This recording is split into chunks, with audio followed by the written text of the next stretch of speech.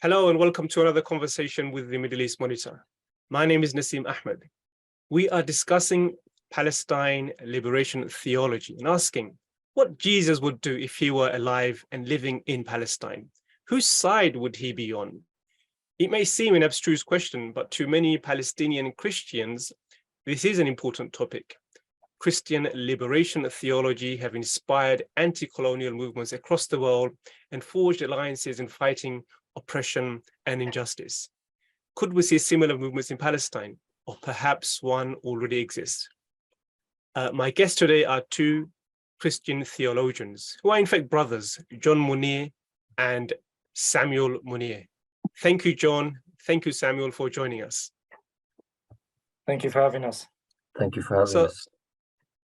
John is as I said, Palestinian theologian from Jerusalem. He holds a degree from King's College London, the University of Edinburgh, and VU University Amsterdam. He is currently a lecturer at the Bethlehem Bible College and editor of the Journal of Palestinian Christianity. John is also active in several Palestinian Christian initiatives in Palestine. Samuel is a Palestinian theologian also from Jerusalem. After completing a BA in theology and philosophy at Durham University, he is now pursuing master's degree in Middle Eastern politics at Exeter University under the supervision of Professor Ilan Pape. Samuel recently co-authored an article with John on Palestine liberation theology titled Decolonizing Palestinian Liberation Theology, New Methods, Sources, and Voices. I invited John and Samuel, having had the privilege of listening to their paper, The Palestinian Christ. Now, Samuel delivered the paper at a recent conference in Exeter, and it is one of the winning submissions selected for its excellence and its originality. So I want to again thank them for joining and presenting and talking about the paper with me. I mean, it's quite a complex discussion, so maybe a good place to start is with simple definitions. Samuel, tell us what is liberation theology first, and what is Palestinian liberation theology second? Yeah, it's a good question. Perhaps I'll break down Palestinian liberation theology in reverse. So I'll first begin with theology. What does theology mean? The definition of theology, it is the study of the Christian faith, at least from a Christian perspective. It is involving the study of God's nature, the relationship between God and humanity, the divinity and human nature of Christ, the authority of the Bible and the tradition. And it can be summarized as in the line of faith-seeking understanding. Now, within theology, you have liberation theology, which is, I guess, a discipline, a category within Christian theology. And liberation theology began or originates in the 1960s in Latin America and then spread globally. And it was a political and social movement advocating for the poor in Latin America. And the main theological arguments for liberation theology is, number one, God has a preferential option for the poor. So the message of Christ, the main focus of God's activity in history is to liberate the oppressed. And therefore, the poor and the oppressed, the poor not only speaking economically, have a special preference in regards to God's perspective. Secondly, the kingdom of God is not some future hope that we are to be waiting for, but it is a present reality that we need to be actualizing. We need to realize the present reality of the kingdom of God. Therefore, we need to be active and we need to manifest and bear witness to God's love, compassion, and care for justice.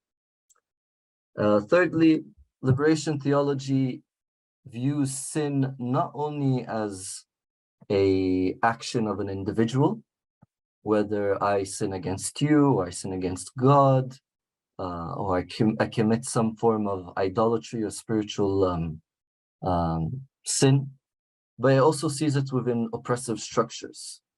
Therefore, liberation theology sees capitalism as a result of sin.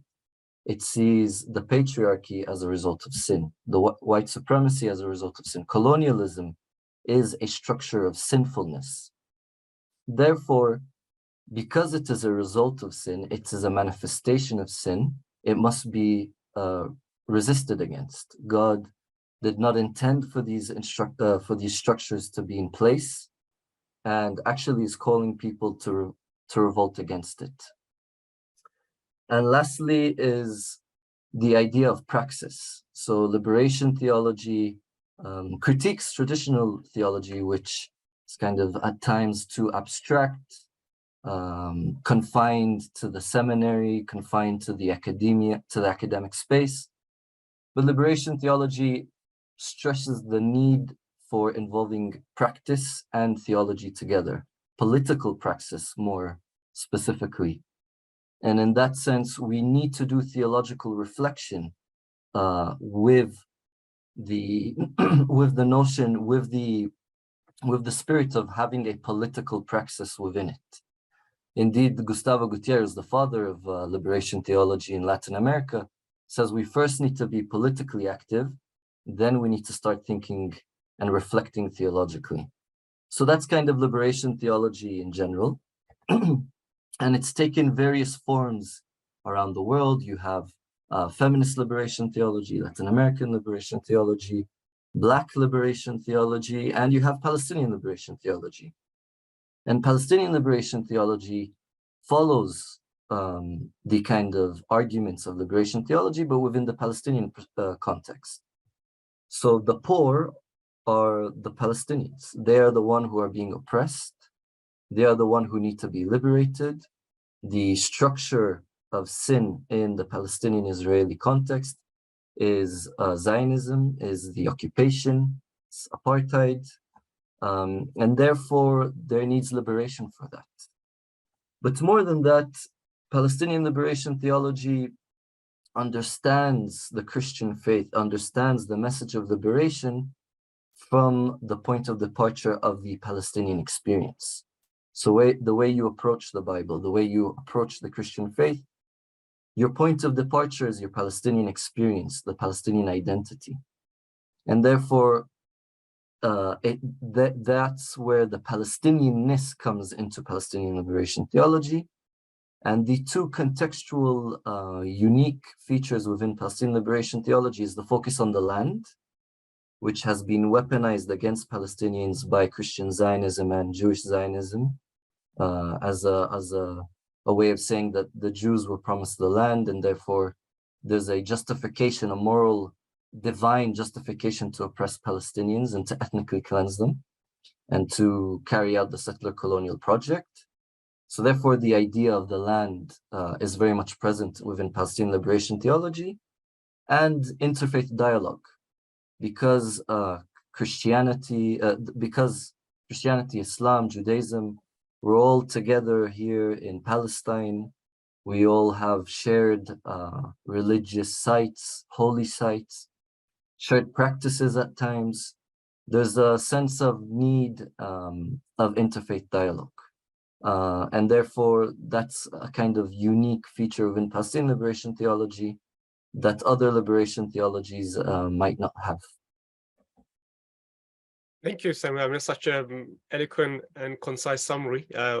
Quite a complex idea, but you managed to do that really well. And the phrase that comes to mind is God is always on the side of the oppressed. Many people know that. I think Desmond Tutu used to use that phrase quite a lot within the context of Palestine as well. We are, of course, having this conversation against the backdrop of an escalation in attack on Palestinian Christians by Israelis and, of course, Palestinians in general. According to the Greek Orthodox Church, terrorist attacks by radical Israeli groups targeting churches, cemeteries, and Christian properties have become almost a daily occurrence. Seeing as you are both Jerusalemites, you are now in Jerusalem and have been there throughout the the holidays during Easter.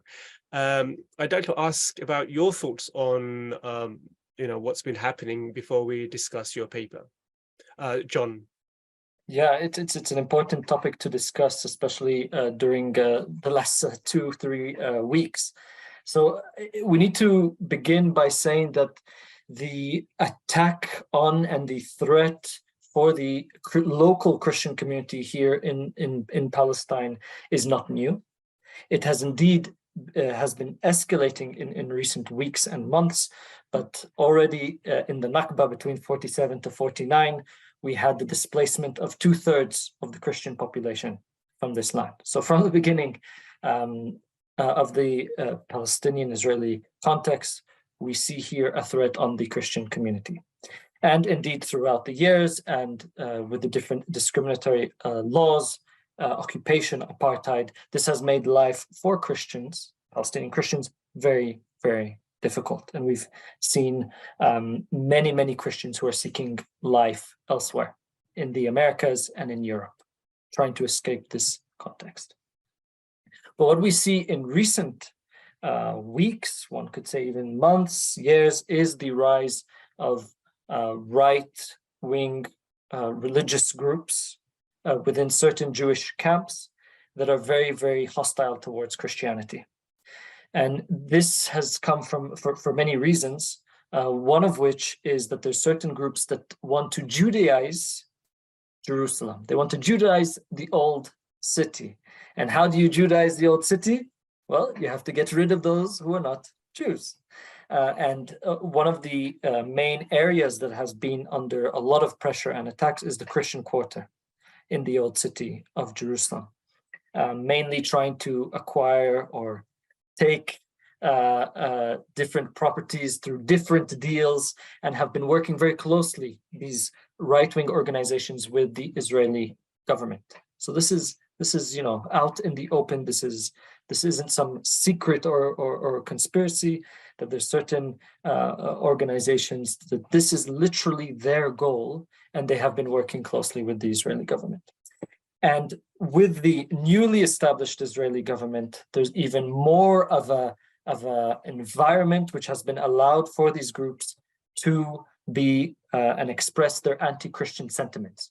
Now, within Jewish thought, there's a variety of perspectives when it comes to the Christians and Christianity. And of course, this is complicated throughout history within Jewish-Christian relations. But we see that the environment has allowed for more anti-Christian sentiments.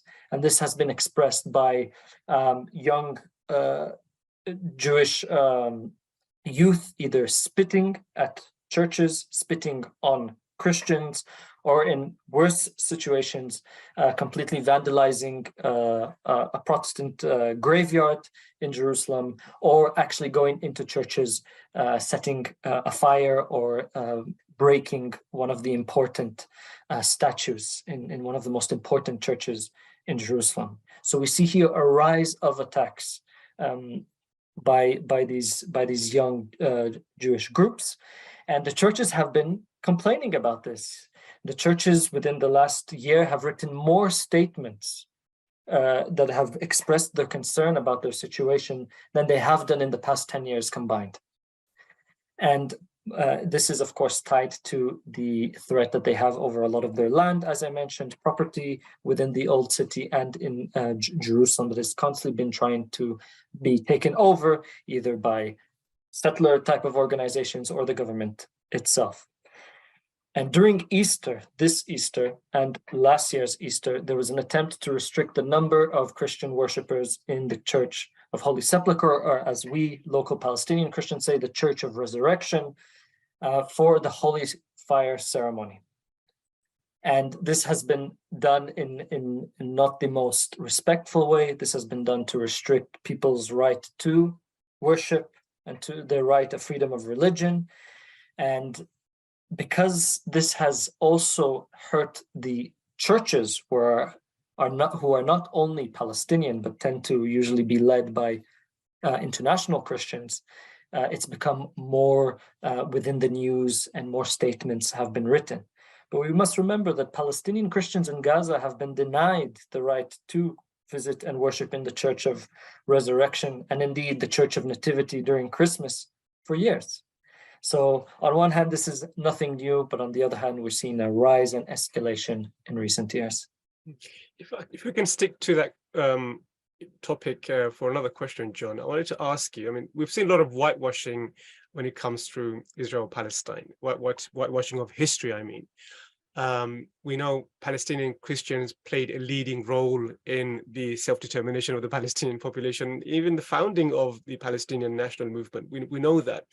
And over recent years, Western countries, ostensibly Christian countries, or at least Christian majority countries, have turned a blind eye to the plight of the Palestinian Christians, and contrast that with the fact that Christian Zionism has been on the rise, again conveniently forgetting the plight of their own brothers and sisters in Palestine. So how does that, as a Christian, how does that make you feel? Have you had any solidarity from Western governments, Western Christian institutions, in your plight? So yeah, I would say that Christian communities and churches have done much more than just turn a blind eye. I think many of these groups, churches, individuals have actively supported the displacement of Palestinian Christians, actively supported the displacement of Palestinian Christians. Some of the biggest supporters of the occupation and of Israeli apartheid are Christians themselves, or, as you have mentioned, Christian Zionism. And Christian Zionism is a very old movement that predates in many ways, Jewish national Zionism, which people often are not as aware of. So when we hear Christians often meet on the street, and we can tell you numerous stories of Christian Zionists coming to us and telling us that we need to leave the land to make room for the Jewish people to come, because we need all the Jews around the world to come to the Holy Land in order for the end times and the second coming of Christ to come faster. And literally Christians have come to us and told us, you do not belong here. You need to leave. Okay. This is on the extreme case of a lot of Christian Zionists. But I would say that many Christians are, even if they might deep down agree with the fact that Palestinians deserve their human rights, they might not actively pursue it, or they might not actually do anything about it through their governments or local civil society or religious bodies. And this is because, again, Zionism is, at the end of the day, a European movement. And there's been many attempts by Christians to paint this as a cultural war or a religious war, or an alliance, a Judeo-Christian alliance that must be protected, this amazing democracy in the Middle East, and therefore they have remained silent when it comes to the abuse of many Palestinian Christians. And of course, many of them are very hesitant because of historical Christian anti-Semitism and the Holocaust, don't feel that they can actually speak up. On the other hand, you do have many churches, Christians who do show a lot of support and solidarity to Palestinian Christians, and have actually learned about the Palestinian cause and the Palestinian situation through their exposure to Palestinian Christians. Because we also have to remember that a lot of the pilgrims, a lot of the tourists, they want to meet Christians if they themselves are Christian, or actually a lot of the tour guides and the tour companies tend to be owned by Palestinian Christians because of this historical relationship between Christian pilgrims and the sort of touring of the holy sites. So you have a mixture of different individuals, communities, churches that either tend to be more pro-Israel or those who show solidarity with Palestinians. And this is a growing movement, I would say, within the Christian world. We've had this amazing conversation. We've not even started on your paper yet. And I still have another question before we get to your paper, to be honest with you. So it's worth stressing at the outset, we're discussing a very specific idea of Jesus. There is Jesus as a historical figure. And then there is a Christology, the image of Christ as a symbol in Christian theology, which you both have mentioned has been a source of inspiration for people across the world. So I'd like to ask Samuel, where you sit when it comes to Jesus's identity as a historical figure. Some emphasizes Jewishness, others stresses ethnic, geographic Palestinian identity, and the Muslims will say, Jesus submitted to God, therefore he's a Muslim as well, because Muslim essentially means someone who submits to God. So, of course, there's no conflict. He could be in some ways all three. Because as I mentioned, someone could be ethnically Jew but practicing Muslim. You could be that as well. That's so. Where do you sit when it comes to Jesus's identity? I guess I'll share a story which kind of reflects my relationship to the historical figure of Jesus from my own positionality. So it was last summer, and I was sitting on a bench in Jerusalem, and 3 Christian missionaries approached me. And they had an intention to try and pray for me or evangelize me. I'm not sure what it was. And we got chatting. And then they asked me if I'm a Palestinian, and I said yes. And then they asked me if I'm a Christian, and I said yes. And then they asked, when did I convert? Assuming that there are no Palestinian Christians that have been here historically, and that I was previously a Muslim. So I answered them saying, I converted 2,000 years ago.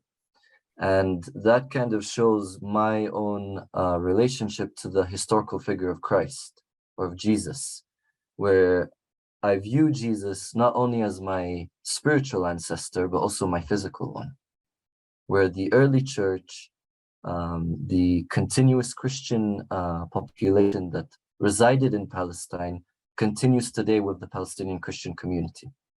So in that sense, I view Jesus of history as a part of my heritage, both in a spiritual and physical in terms. Now, the way I personally view the historical figure of Jesus is that there was this person who was very rebellious against the Roman occupation, a Palestinian Jew in the 1st century. Now, having said that, the identity of being a Palestinian Jew in the Second Temple period is very much different to the way we understand Palestinian identity, Jewish identity.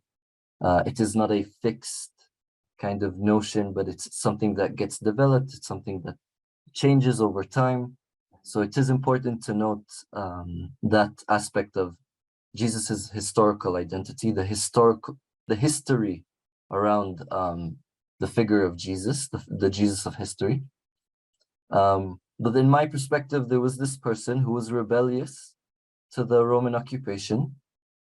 He was rebellious towards his own community, who was also oppressive to their own community. And he developed a grassroots movement that led the religious Pharisees at that time and the Romans to want to crucify him, and they crucified him. And they crucified him as a political rebel. And in that sense, I connect to the historical figure of Jesus with today. I see the same, perhaps not identically the same, but I see that there is still an occupation here.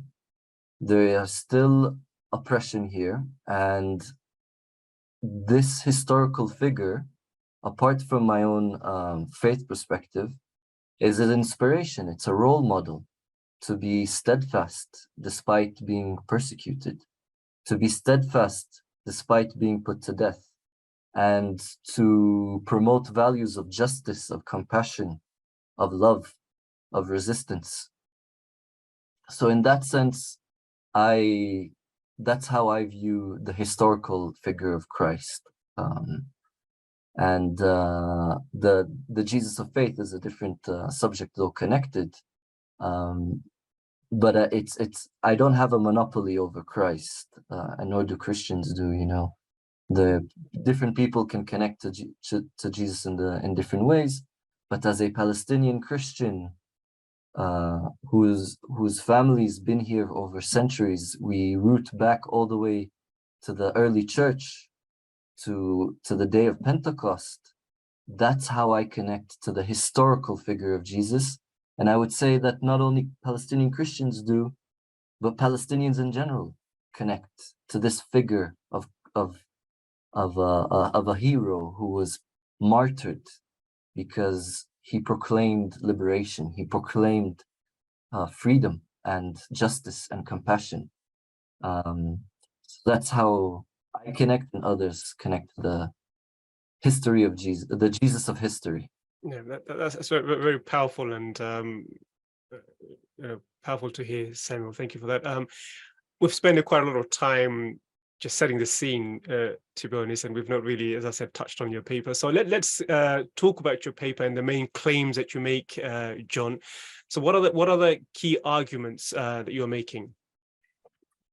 So just to set the scene, in political and popular discourse, you suddenly see many Palestinians, Israelis, internationals suddenly fight over the identity of Christ, right? You have those, many Zionists who may be Christian, Jewish, secular atheists, whoever, make a strong claim, Jesus is a Jew, right? And you hear politicians use it as well. On the other hand, you find a lot of Palestinians, or those who are in solidarity with Palestinians, who say, no, you got this completely wrong. Christ is Palestinian, right? And you hear these two types of claims constantly going back and forth, and you do find some in the middle who say, he can be both a Palestinian and a Jew at the same time. But of course, this is very much seen from the historical perspective. It's being used for political means by these, people who have nothing to do with Jesus, not scholars, not theologians, not even people of Christian faith, who are having this fight over Jesus's identity. So what me and Sam try to do together in this article is we want to look at what do the grassroots movement of Palestinians, how do they identify Christ? That's the first thing that we do. And then the second thing we do is we look at other forms of liberation theology, as Sam laid out so well in the introduction, and how do they relate to Christ? And when me and Sam were looking at different expressions of Christ, whether that be through paintings and drawings, whether that be through icons, whether that be through music, poetry, so on and so forth, we saw that Palestinians identify with Christ because Christ identifies with the oppressed. And Christ not only identifies with the oppressed in general, in this context, he identifies with the Palestinians. So you see many drawings of Christ with a kufiyya, for instance, or Christ, sitting down and eating hummus, or Christ sort of protecting a Palestinian village. So we try to draw as a source. We look at the people and how they relate to Christ. And this is by Christians and Muslims, which is a very important point that we make in our article. And then we look at how the Black liberation theology in the US understand Christ. We focus on the Black liberation movement in the US. And there they also make the same claim that Christ is in deep solidarity and identification with the oppressed. And therefore he takes upon himself their identity, right? He literally becomes one of those who is oppressed. And in the situation of African Americans in the US, they identify him as Black, right? So they claim Christ is Black. He's with the oppressed because Black is the identification, is the social marker in the US, which differentiates between those who are considered human and those who are not considered human. And therefore Christ is Black. And this, of course, makes a lot of controversy amongst the white Christians in the US. Of course. And then comes a second wave of theologians in the African American context that say, yes, Christ is Black, but he's a Black woman. And this is obviously advanced by African American women because they believe that Black women are not only oppressed by white supremacists in the US, but also by fellow Black men.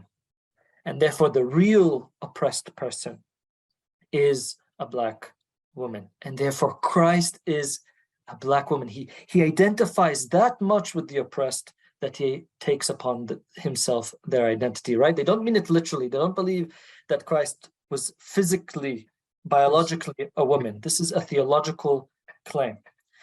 Now, me and Sam take that a step further, because our starting point is how Palestinians relate to Christ, and they relate to him as a Palestinian, right?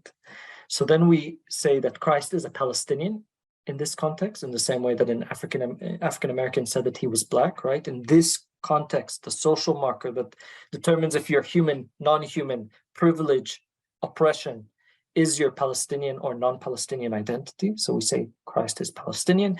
And then we make that further controversial claim that he's in that deep solidarity that he's also a Palestinian woman, because women in our context are also double oppressed by both Zionism and the patriarchy. And then we take it a step further. And this is where we perhaps try to expand on what the African American theologians are trying to do. And we say also there's another social marker, and that is religion. That usually, and I'm speaking in generalization here, Palestinian Christians tend to be more privileged than Palestinian Muslims.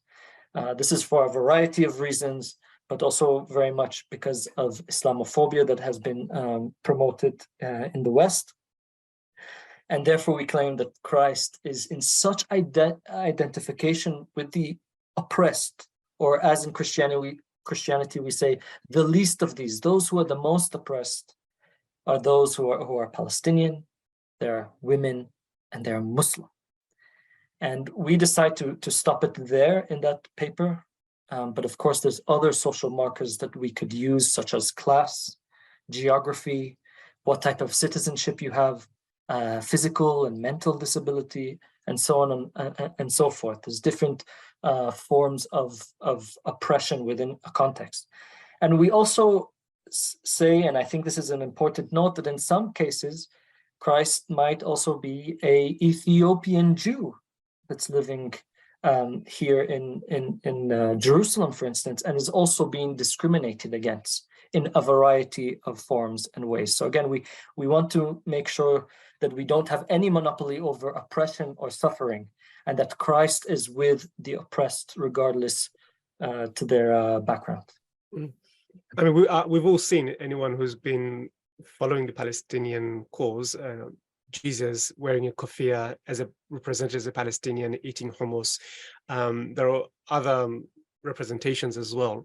I'm wondering, Samuel, if you can elaborate a bit more and speak about the role the image of Christ has played in Palestinian resistance to Israeli occupation. I mean, one example comes to mind is maybe Shireen Abu Akleh. She's a Palestinian, she's a woman, and maybe there's images of her as almost a Christ figure. So Shireen Abu Akleh, of course, the journalist who was murdered by Israeli snipers. So what other examples can you cite to highlight the power of the role that the image of Jesus, or the image of Christ, in Christology is playing in Palestinian resistance to Israeli occupation? It's very rich, and it dates back from the 70s, where Palestinian poets and artists have been portraying Christ as a Palestinian. One notable example is the famous cartoonist and artist Naji Ali, who depicts Christ in his cartoons in three different ways. Christ the resistor, Christ the refugee, and Christ the sufferer. And here you can see how there's a sort of projection of the Palestinian national movement, the Palestinian struggle for liberation, onto a universal image of a suffering God, a person who identifies with the oppressed.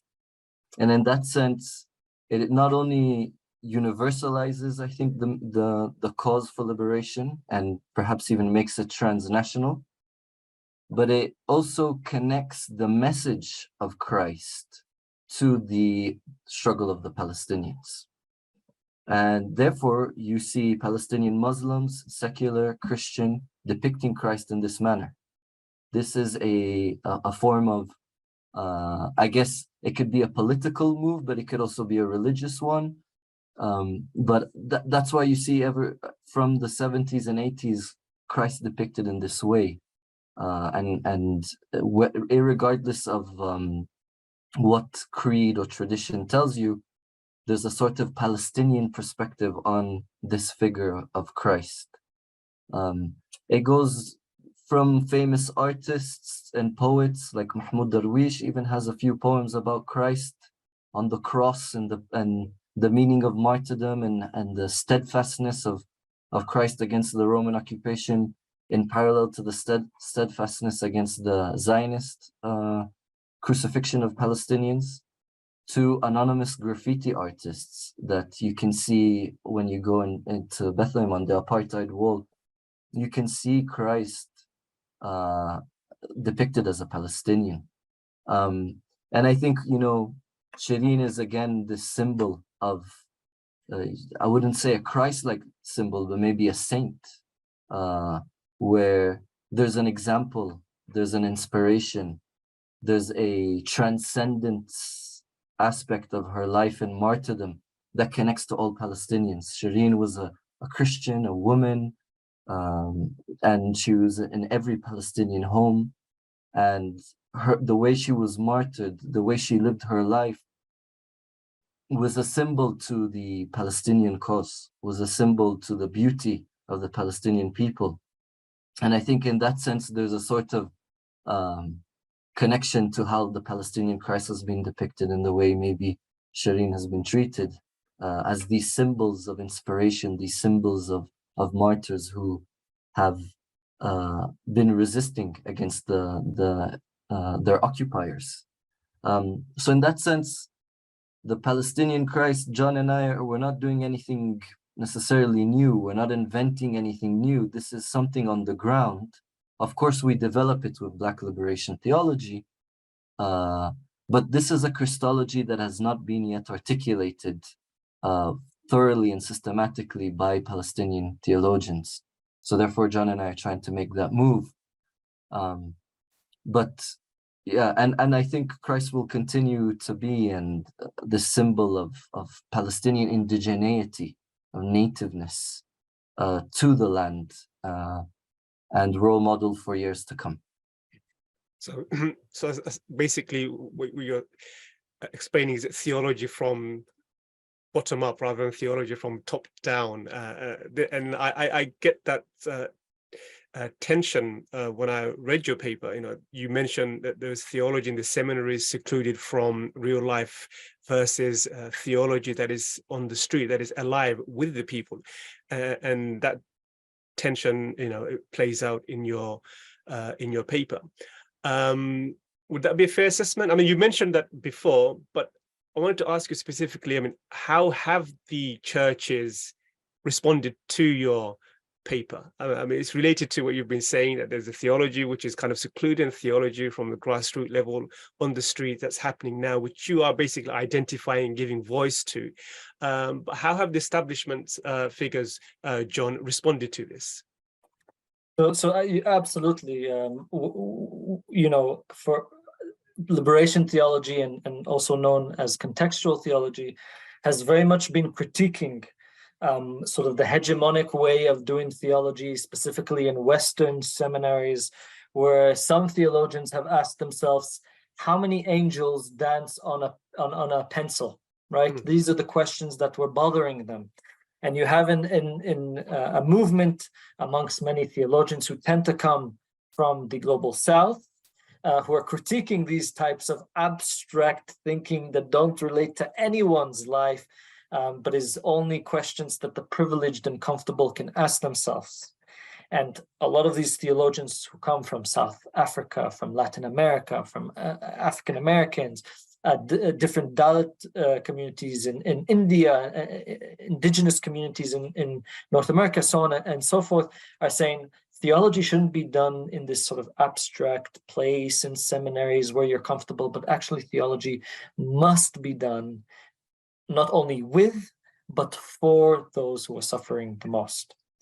And therefore, what we are trying to promote in this article is that our leading source is not some fancy, white, rich, privileged, male theologian, what they think in their comfortable, heated classrooms in Germany or in the Netherlands or in the UK. What we are taking as our primary source here are the Palestinian people themselves. They become a theological source. And this is because if we take seriously the claim that God is with the oppressed and is in solidarity with the oppressed, and he is working through the oppressed, and he is revealing himself to and through the oppressed, they themselves become a theological source for us to think about and contemplate. And therefore, that is our starting point. Not any commentary, not any fancy book, but the people themselves. And this is what we try to advance in this article, is that theology must be done from the bottom up and not vice versa. And at times it can be very dangerous to do it from the top bottom when there's such a big gap between the communities. And our article is, we're still exploring places for it to be officially published either in a journal or as a book, if we can develop it as a book. But I suspect that many of the church leaders are not going to be very happy. And this is because, unfortunately, a lot of the church leaders are positioned within structures of patriarchy as well, of power and authority, and often forget that their ministry and that Christ himself is in that deep identification with the oppressed. So I suspect that not all of them will be very warm to receive our message, either calling Christ a Palestinian, a woman, or a Muslim, and of course we can continue with those types of identifications. So we have yet to receive that big of a backlash, but this is also because this paper is sort of slowly gaining more exposure. I would like to add that Sure. it's not only a Christology that critiques Zionism and the oppression we Palestinians receive from the West, but it critiques the oppression we Palestinians inflict on one another. And that is something that is more sensitive by perhaps church leaders, by different Palestinian communities. We are challenging Islamophobia. We are challenging the patriarchy. And therefore, this notion of having a Palestinian liberation theology is also, we need to liberate ourselves from the sins and systems that we do that oppress other people. So in that sense, there's another layer to it, which is, it is a criticism and it is a liberation theology towards Zionism in the West, but it's also a criticism and a voice of liberation for within our own community. So it can be multi-layered and therefore more sensitive. One final question to end on, to both of you, John, Samuel. The theology you described, as you said, it's alive, it's on the ground. Palestinians are living this way of thinking about Jesus. How do you take that to the next level? Do you think the image of Christ, the Palestinian Jesus, as you've portrayed, can be a source of inspiration and empowerment for the Palestinian people in this struggle for justice and liberation? And what are the things that you're doing right now to make that happen, to both of you? Absolutely. I really believe that Christ and also other religious figures of the past, whether that be the figure of Saint George el-Khadir, who can also inspire and really empower Palestinians to fight for their rights and liberation, because of the huge price that these figures have paid, the commitment that these figures have had for the most marginalized and neglected communities. They are absolutely are figures that already inspire, and we see it in Palestinian literature, poetry, imagery, but also will continue to do so.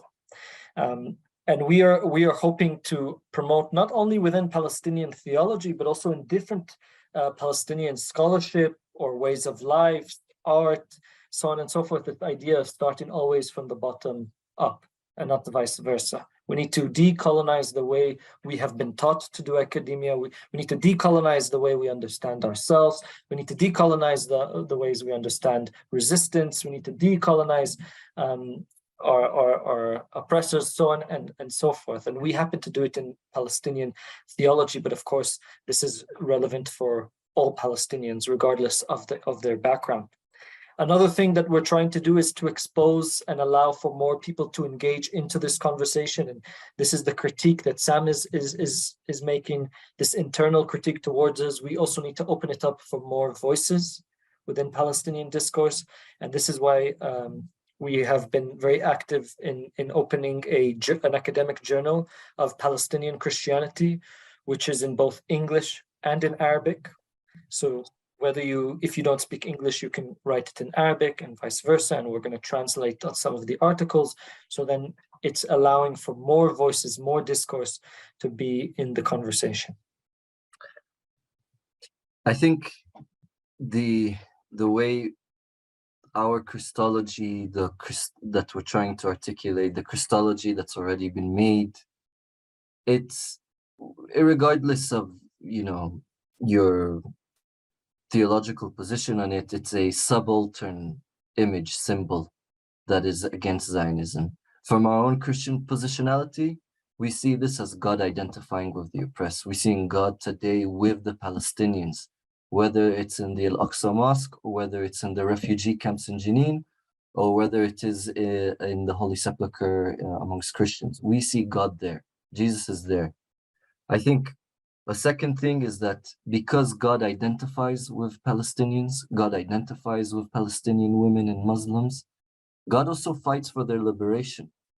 We are trying to articulate something from our faith, but also something that people can stand by with, all Palestinians who are struggling for liberation. Christ is fighting for you. Christ is there fighting for your freedom.